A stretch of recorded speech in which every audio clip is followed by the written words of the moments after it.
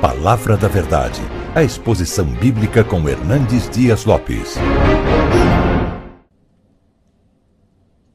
É um privilégio poder partilhar com você nesta noite a preciosa Palavra de Deus. E eu convido você para abrir comigo a sua Bíblia na carta de Tiago, capítulo 3, e nós vamos ler do verso 1 ao verso 12. Tiago, capítulo 3, versos de 1 a 12. Depois que nós terminarmos a leitura, eu peço que você continue com a sua Bíblia aberta, porque é muito importante você acompanhar comigo a exposição desta passagem. Tiago diz assim: meus irmãos, não vos torneis muitos de vós mestres, sabendo que havemos de receber maior juízo, porque todos tropeçamos em muitas coisas. Se alguém não tropeça no falar, é perfeito varão, capaz de refrear também todo o corpo. Ora, se pomos freios na boca dos cavalos para nos obedecerem, também lhes dirigimos o corpo inteiro. Observai igualmente os navios que, sendo tão grandes e batidos de rijos ventos, por um pequeníssimo leme são dirigidos para onde queira o impulso do timoneiro. Assim também a língua, pequeno órgão, se gaba de grandes coisas. Vede como uma fagulha põe em brasas tão grande selva. Ora, a língua é fogo, é mundo de iniquidade. A língua está situada entre os membros do nosso corpo e contamina o corpo inteiro. E não só põe em chamas toda a carreira da existência humana, como também é posta ela mesma em chamas pelo inferno. Pois toda espécie de feras, de aves, de répteis e de seres marinhos se doma e tem sido domada pelo gênero humano. A língua, porém, nenhum dos homens é capaz de domar. É mal incontido, carregado de veneno mortífero. Com ela bendizemos ao Senhor e Pai, também com ela amaldiçoamos os homens feitos à semelhança de Deus. De uma só boca procede bênção e maldição. Meus irmãos, não é conveniente que estas coisas sejam assim.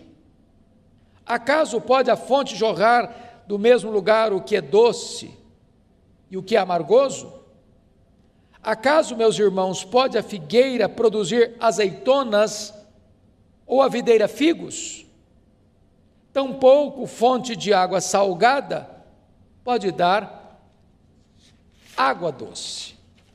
Eu gostaria de conversar com vocês sobre o seguinte tema hoje à noite: cuidado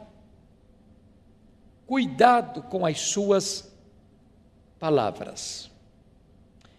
Bom, esta carta foi escrita por Tiago. É preciso prestar atenção que este Tiago aqui não é o Tiago apóstolo, irmão de João, porque aquele foi morto em Jerusalém, por ordem de Herodes Agripa I. Este Tiago aqui é o Tiago irmão de Jesus, filho de Maria, que foi um dos líderes da igreja de Jerusalém. Este Tiago era um dos colunas da igreja de Jerusalém. E esta carta que ele escreveu é chamada de o livro de Provérbios do Novo Testamento, porque é uma carta prática, que trata de assuntos práticos. Ele traz no bojo desta carta quais são as evidências de uma pessoa salva pela fé. E ele evidencia então que você prova a sua fé em Cristo mediante as obras diante dos homens. E um dos assuntos práticos que Tiago trata nesta carta é exatamente a questão do cuidado com a língua. No capítulo 1, no verso 19, Tiago já chama a sua atenção para esse fato: todo homem seja tardio para falar. O silêncio é mais eloquente do que o falatório desproposital. E ele avança um pouco mais no capítulo 1, no verso 26, e vai dizer: se alguém supõe ser religioso, deixando de refrear a língua, antes enganando o próprio coração, a sua religião é vã. O que Tiago está dizendo, que se de fato você e eu somos religiosos, no sentido de sermos legítimos cristãos, isso implica em que a nossa língua terá controle, haverá domínio próprio. Quem está no comando da nossa vida é o próprio Espírito de Deus. E isso também na área da comunicação. No livro de Provérbios, lá no capítulo 18, verso 21, está escrito assim: a morte e a vida estão no poder da língua. Quem bem a utiliza, come do seu fruto. Então você pode dar vida ou você pode matar os seus relacionamentos, dependendo da maneira como você se comunica. No livro de Provérbios ainda, há um texto que para mim é emblemático.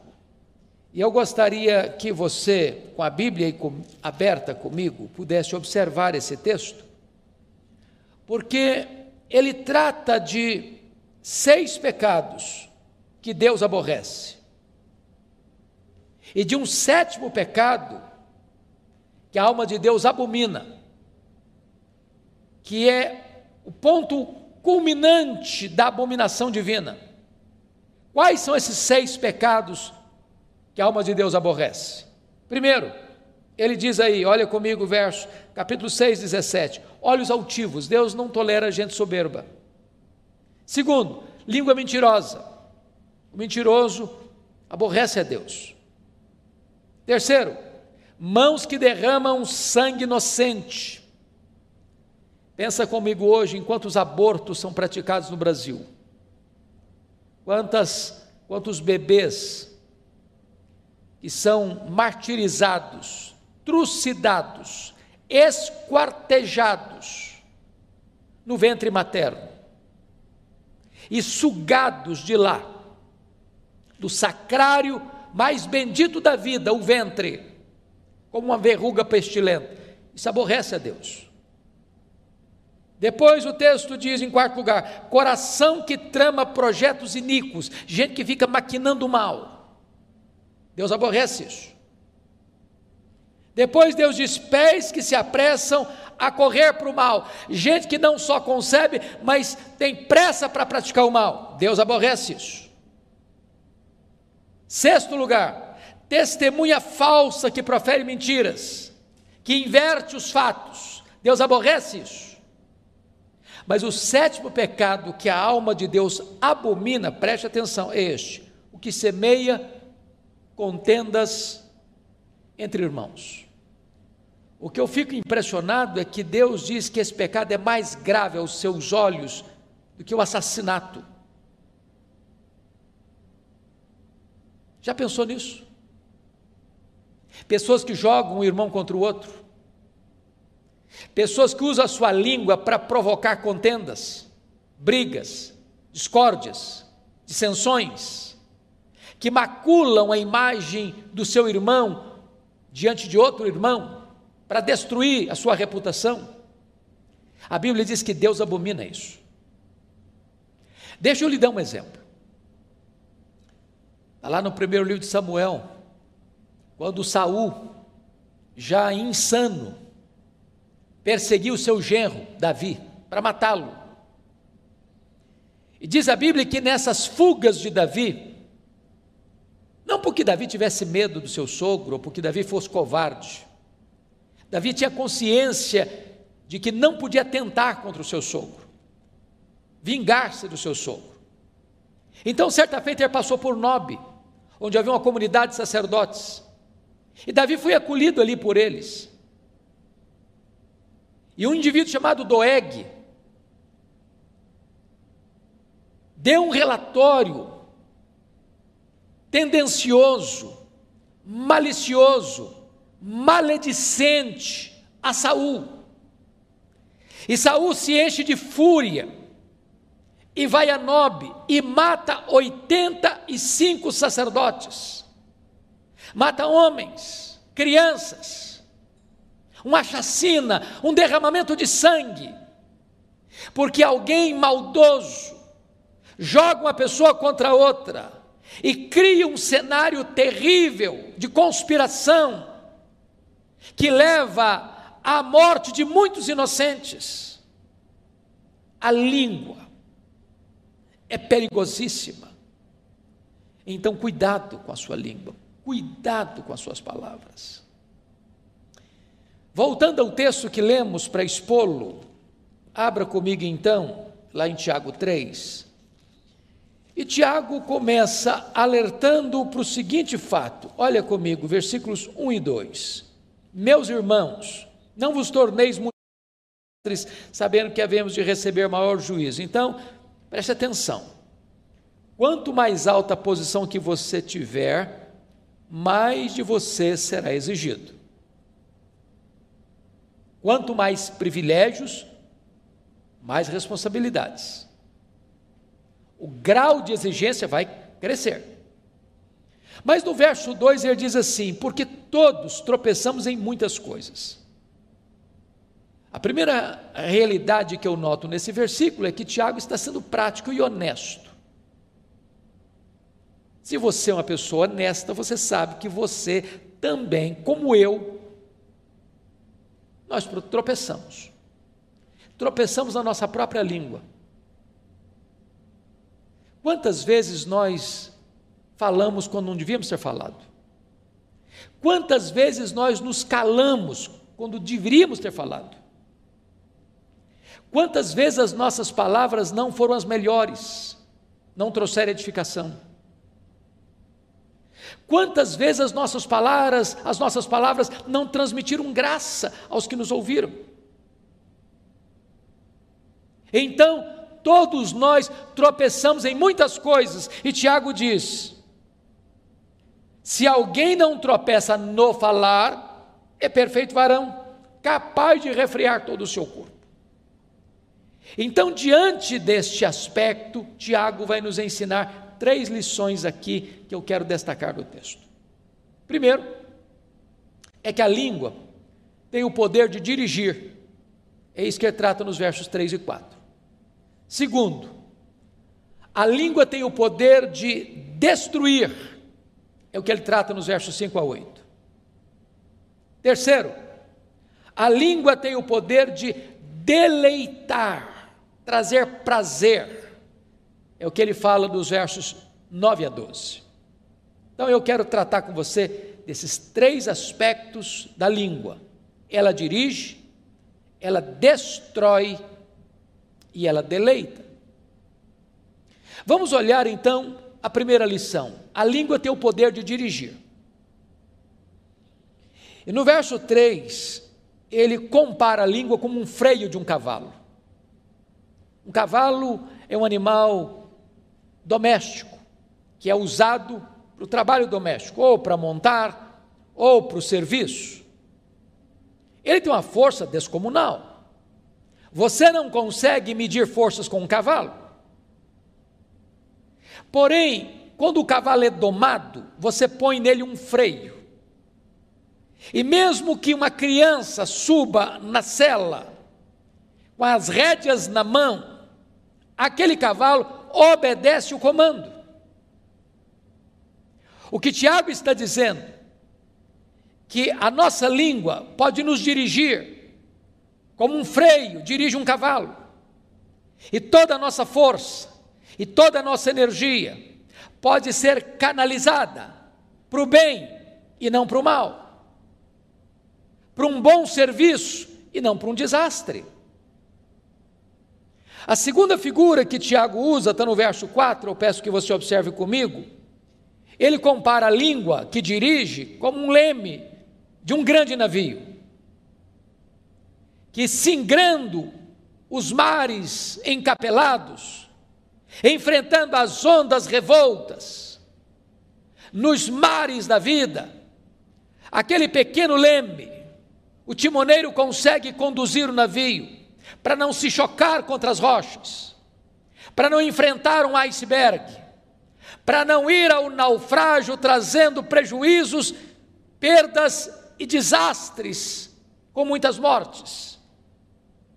Então Tiago está dizendo que da mesma maneira que um leme pode conduzir, o timoneiro pode conduzir o navio nos mares revoltos da vida, se você tiver domínio na sua língua, se a sua língua estiver domada pelo Espírito Santo, você vai ser conduzido em segurança, não permitido que você produza desastres por onde você passar. Este é o primeiro aspecto. Bom, você conhece tantas pessoas que por causa das suas palavras levam pessoas à ruína. Eu já assisti alguns filmes, por exemplo, da Segunda Guerra Mundial. É sabido de todos que Adolf Hitler era um orador que eletrizava as multidões. Ele conseguia manter presa uma vasta multidão com os seus discursos eloquentes, mas induzindo essas pessoas para o mal, para a destruição, para a ruína. E foi um dos homens mais perversos da história, um homem que manchou suas mãos de sangue e deixou um legado inglório, vergonhoso, desastroso para a história da humanidade, porque esse dom da palavra foi usado para o mal. Ao mesmo tempo você pega o exemplo de Martin Luther King, que foi um homem que usou o seu discurso, não para provocar desavença, dissensão, guerra, mas num tempo de grandes tensões no seu país, de segregação racial, ele consegue fazer um grande movimento de paz, porque você pode dirigir a sua vida para o bem ou para o mal. Quem domina a sua língua, consegue dominar todo o seu corpo. Mas agora, Tiago vai tratar da segunda figura, a língua tem o poder de destruir. E eu chamo a sua atenção, porque ele vai dizer no versículo 5, assim também a língua, pequeno órgão, se gaba de grandes coisas. Vede como uma fagulha põe em brasas tão grande selva. O ano passado, e este ano também, nós tivemos no mundo muitos incêndios, terríveis incêndios, na Austrália, na Califórnia, na Amazônia. Nós tivemos incêndios de grandes monumentos, como a Catedral de Notre Dame, em Paris. E às vezes, uma pequena fagulha, um fósforo que você risca, ou uma guimba de cigarro, pode provocar um incêndio avassalador, descomunal, de consequências trágicas, de prejuízos colossais. Assim a língua. Um comentário maledicente, sobretudo em épocas de fake news, de redes sociais, onde se mina a reputação das pessoas, se espalha mentiras acerca das pessoas, se induz as pessoas a formarem uma opinião errada acerca de outras pessoas. E esta pequena fagulha vai provocando incêndio, e vai alastrando esse incêndio, e vai destruindo pessoas, e vai arruinando reputações, vai tendo assassinato de reputações. Então cuidado com a sua língua, não promova mentira, não promova maledicência, não coloque as suas mãos para espalhar mentiras e fake news. Cuidado com a sua língua. Olha comigo o versículo 6. Ora, a língua é fogo, é mundo de iniquidade. A língua está situada entre os membros do nosso corpo e contamina o corpo inteiro. E não só põe em chamas toda a carreira da existência humana, como também é posta ela mesma em chamas pelo inferno. Em outras palavras, aqueles que permanecem nos pecados da língua e não se arrependem deles, estes não herdarão o reino de Deus e sofrerão penalidade eterna nas chamas que não se apagam do inferno. Isso não é coisa pequena. Não é coisa pequena. Nós já falamos aqui à luz de Provérbios 6, que este é o pecado que a alma de Deus abomina. Mas deixa eu dizer algo para você ainda. Além da língua ser perigosa, porque é como um fogo destruidor, agora veja comigo no verso 7, que Tiago vai dizer que a língua também é indomável. Pois toda espécie de feras, de aves, de répteis e de seres marinhos se doma e tem sido domada pelo gênero humano. Então, as aves, os animais da terra e os peixes do mar, os voláteis, os anfíbios, os peixes e os animais que rastejam pela terra, todos podem ser domados, todos, e domados pelo homem. Agora olha comigo, por gentileza, o verso 8. A língua, porém, nenhum dos homens é capaz de domar. E Tiago prossegue, é mal incontido. É mal incontido. Eu não sei quanto a você, mas eu reconheço tantas vezes a minha insensatez. E às vezes eu fico com vergonha de mim mesmo. Porque às vezes eu falo o que eu deveria ter vergonha de ter falado. Às vezes falo na hora mais inoportuna. Às vezes eu falo com as emoções exaltadas, e a Bíblia diz que isso provoca ira. Às vezes eu contribuo para que as pessoas sejam mal faladas, ou me omitindo, ou contribuindo para isso. E eu preciso admitir, à luz do diagnóstico do texto bíblico, que de fato a língua é um mal incontido, e uma fera enjaulada atrás dos nossos dentes, que até hoje não conseguiu ser domada.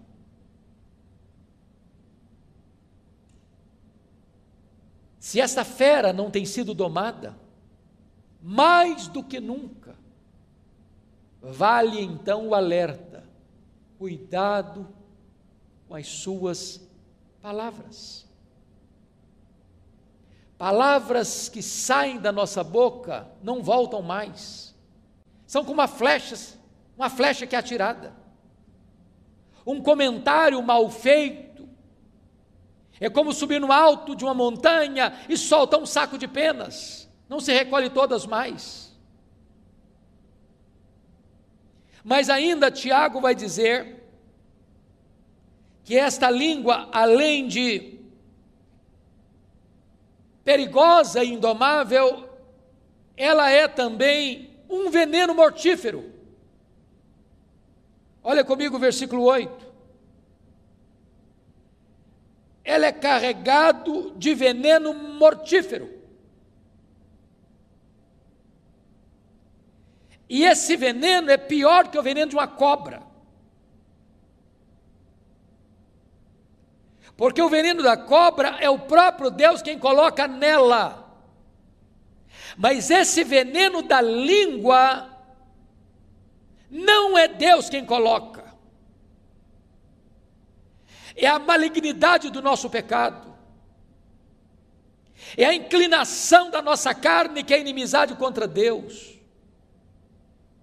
E quantas vezes esse veneno letal, mortífero, tem sido a causa de tantas desavenças, de tantas separações, de tantos divórcios, de tantas famílias divididas, de tantas igrejas em conflitos, de tantos relacionamentos desfeitos, de tantas inimizades estabelecidas, de tantas guerras promovidas, de tanto derramamento de sangue. Cuidado com as suas palavras. Mas Tiago avança um pouco mais para nos informar algo tremendo nesse texto, é que a língua também é incoerente. Incoerente. É o que vai dizer dos versos 9 a 12. No verso 9 ele diz: com ela bendizemos ao Senhor e Pai, também com ela amaldiçoamos os homens feitos à imagem e semelhança de Deus. Meus irmãos, quantas vezes você acaba de sair de um culto devocional, onde você cantou hinos, fez orações, proclamou a palavra de Deus, e às vezes até mesmo dentro do pátio da igreja, após o serviço sagrado, a conversa muda, o assunto muda, um irmão fala mal do outro, um irmão critica o outro, um irmão joga o irmão contra o outro, ao mesmo tempo que com esta língua eu louvei a Deus, com a mesma língua, e daqui a pouquinho eu já estou falando mal do meu irmão que foi feito à imagem e semelhança de Deus. Que incoerência! E Tiago então vai fechar, e eu termino também, com mais duas figuras. No verso 11, ele vai dizer que a língua é como uma fonte. Acaso pode a fonte jorrar do mesmo lugar o que é doce e o que é amargo? E depois a última figura que ele usa é a figura do fruto, no verso 12. Acaso, meus irmãos, pode a figueira produzir azeitonas, ou a videira figos? Olha que coisa interessante. Você já viu isso? Você já foi numa fonte? Você vai lá hoje, a água é doce. Aí você volta no outro dia, a água está salobra. Aí você volta no terceiro dia e ficou doce de novo. Você volta no quarto dia, está salgada. Não existe isso. Ou a fonte é salobra, ou é água doce, ou é água boa, ou é água ruim. Você já parou para perceber na linguagem dele aqui? Você já viu, por exemplo, um pé de figo produzir azeitona? Ou você já viu uma videira que tem que produzir uva, produzir figo? Você nunca viu isso? Não tem essa incoerência no mundo vegetal? E Tiago diz, mas esta incoerência está em nós. Por isso ele termina assim: tampouco, acaso, meus irmãos, pode a figueira produzir frutos azeitonas, figos? Tampouco fonte de água salgada pode dar água doce. E ele conclui na sua palavra preciosa, no verso 10, de uma só boca procede bênção e maldição. Meus irmãos, não é conveniente que essas coisas sejam assim. Bom, eu sei que diante dessa exortação de Tiago, nenhum de nós pode estufar o peito, dizer, esse problema não é comigo, esse pecado aí eu não enfrento, eu não tenho.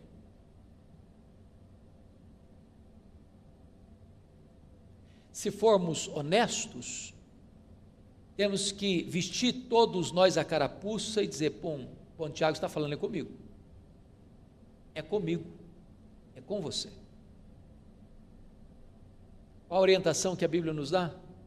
Meus irmãos, não é conveniente que seja assim. Nossa língua não deve ser incoerente. Não pode ser hoje uma fonte de água boa, doce, e amanhã uma fonte de água salgada. Não pode hoje esta fonte, conforme diz o verso 10, proceder dela bênção, e amanhã a mesma fonte proceder maldição. Então peço a sua vênia, para encerrar, lendo um texto da Bíblia, com você, que é Efésios capítulo 4, verso 29, e aqui com a leitura desse texto eu encerro. Olha o que Paulo vai nos ensinar sobre este assunto. Efésios 4, 29, ele diz assim: não saia da vossa boca nenhuma palavra torpe, palavra suja, e sim, unicamente, a que for boa para edificação. Se não é para edificação, fica calado. E ele diz mais, conforme a necessidade. Tem hora que não é hora de falar, não, é hora de ficar calado mesmo, só se for necessário. E ele diz mais, e assim transmita graça aos que ouvem.